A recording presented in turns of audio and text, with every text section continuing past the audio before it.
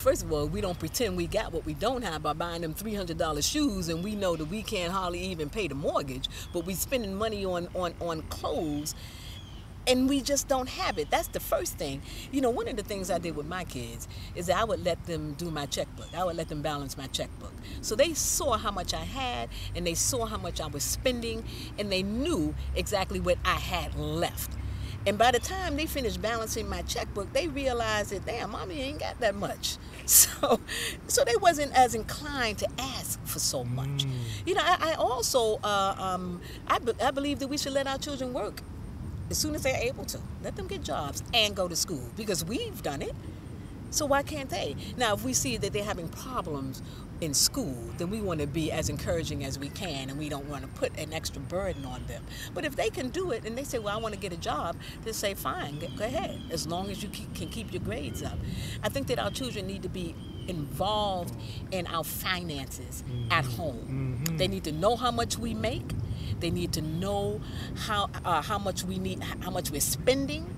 They need to know what things cost. They need to be involved in the process 100%. As soon as they learn how to count, they need to be involved in counting the money. But let me add this.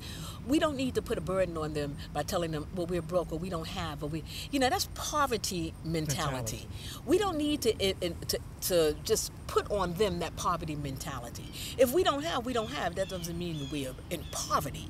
That means that right now we need to be working on how to get more. What can we do as a group, as a family, to bring more monies in?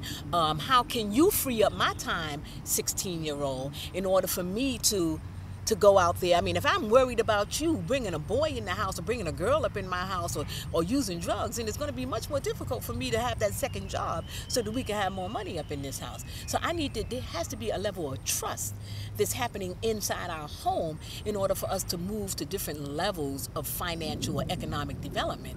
We have to have some trust here.